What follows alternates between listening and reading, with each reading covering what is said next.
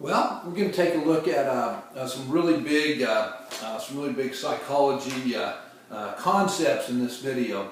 And the first thing that I want to do is I want to talk to you about the new trends in research. And we used to say that you were, you still are a product of your genetics plus your environment equals who you are. But now, and I think this is good news. Okay.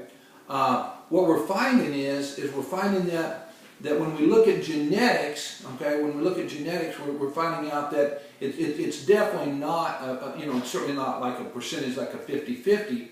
As a matter of fact, if we had to give it percentage, we would say that unless you have something major, like in your genetics, something major that causes problems in thinking ability or some type of physical disability, that it's more like 80-20 or even 90-10, leaning towards environmental. So that's really neat because then we can actually have a say so about who we are. But when we think about this, we can look at it, and we're going to talk about several things here, and what makes us healthy, what makes us normal, what makes us achieve, what makes us. And I'm going to throw in the word here, successful, but that's a tough word. But what's neat is you see brothers and sisters, and you see how different they are, and you know there's a slight variation in genetics, but not a lot. So a lot of this is environment. So the way that you perceive things, your environment, what you learn, is your attitude a positive one or negative? Is your glass half full or half empty? That kind of thing. You actually control so much. You control so much of who you are. You see stories all the time of people who were even in a bad environment, but they were able to overcome that. I saw a story of a guy the other day that grew up, of course, and he was in an inner city situation really bad, and he was able to overcome that because he had a positive attitude and he didn't hold grudges against bad things that were happening to him, and he did well in he did well in school, he did well in relationships, he did well in making the right choices.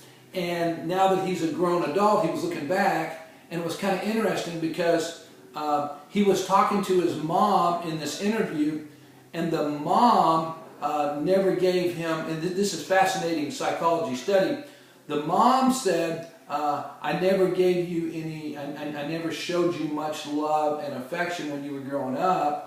And she said, I just thought it would make you tougher. And, so once again, psychologically, what's wrong with this picture in terms of trust, mistrust? But this particular person had a lot of trust and mistrust. And so the mother even said this. She even said, and this is fascinating, she said, I actually really didn't show you much love and made it tougher for you so that you wouldn't be attached to your mom, so you would be more apt to find you a mate in life. So I don't know that that's healthy thinking, but here was this guy, and so he told his mom, he said, well, everything happens for a reason, and it's turned out good. But he had 6 other siblings that didn't turn out good at all. So that's really showing us that the way we handle our environment is even more important than what happens in our environment. So that being said, let's take a look at this, and I want to.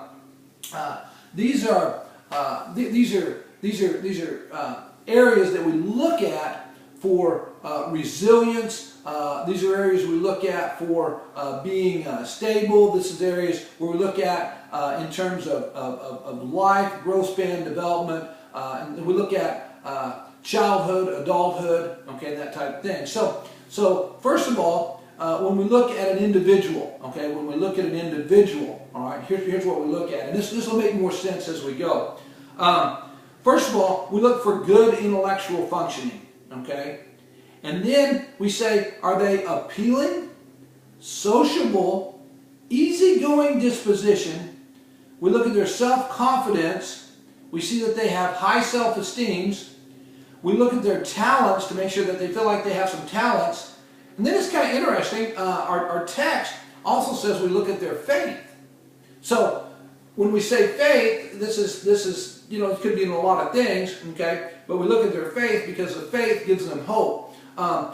Whether you're looking at your faith in terms of a religious faith, and you're looking at whatever you look at in terms of your religious faith, does that religious faith hold you to a high standard? Does it give you hope, first of all, and then does it cause you to choose right over wrong? And does it allow you a relationship? In the Christian faith, it gives you a relationship, whereas in others it might not be so relational. But let me repeat those again. So in the individual, this is what we look for. Good intellectual functioning. So what if it's bad intellectual functioning? Well, if it's bad intellectual functioning, then we're not going to make logical choices. We're not going to learn. We're not going to become educated on right versus wrong. Then it says, are you appealing? Isn't that interesting? And this text, okay, this text, which is by John W. Santrot, this text is a really recent text within the last years. As a matter of fact, it's a brand new edition off the publisher's list. Says that what is appealing? Wow, what a word! What is appealing? What appeals to other people? Are we appealing? And so we have to be careful, because appealing might not be this stereotype that we see appealing to be, but it's even more important that the person feels like they're appealing to somebody else. In other words, the next one is sociable. Am I sociable with somebody else? But does the individual see themselves as good intellectual functioning? Do they see themselves as appealing? Appealing meaning that others, when they see them, that others see them as somebody that's appealing, that they see as a person that they want to be around. Are they sociable? And then it says easygoing disposition. So, or are they? Is there temperament to where it's anger and it's easily frustration and that type of thing? Is it easygoing disposition? What's your self-confidence? Do you have high self-esteem? What are your talents and what are your faith? Okay. So once again, these are characteristics from the individual. Now, and this seems kind of tricky. I said this for the first part of this particular video series. Okay. Now let's look at the family. What should the family do to be a good family, a resilient? You know what resilient means? That when tough things happen, that we can get past those things. Okay, so here's what we put in the family: close relationship to a caring parent figure. Okay, close relationship to a caring parenting figure. Well, that's why a lot of times it might not even be your natural parent, it might even be your grandparent, it might even be somebody in your family. Do you have some close tie? All right, and then it says authoritative parenting. All right, now listen to this. Listen to this. What authoritative parenting is in today's definition psychologically, because authoritative, we talk about, discipline. How are we going to discipline the child, but how are we going to encourage the child? Okay, so now listen to this new, I love this new textbook, because this is the new research coming out. We kind of went from a period of time where we had a really strict authoritative deal where it was just a lot of punishment. You better behave, you better do these things. And so we kind of overdid that for a generation. So then we went over to this other generation where now we're just going to be, we love you no matter what. It's just unconditional. So even if you make bad choices, we love you no matter what. So now now this one generation was too strict. This generation was too lenient.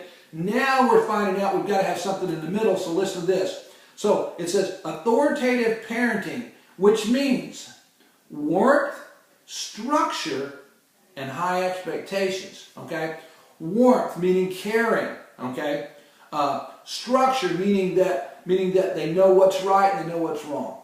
A lot of arguments out there about corporal punishment. This is really important. If you will have some kind of consequence for your children when they're younger. I have a grandson that just turned 1, and even learning the word no and having to cry when we can't get something that we want, that's important. Okay. Now, do we need to swat that kid?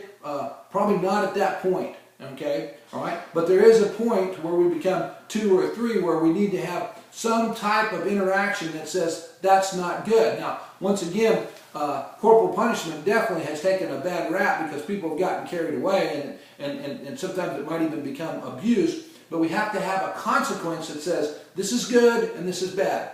And if we don't do it when the child's younger, then we don't develop that at all within the child. So listen to this again, okay, for the family. Authoritative parenting with warmth, structure, and high expectations.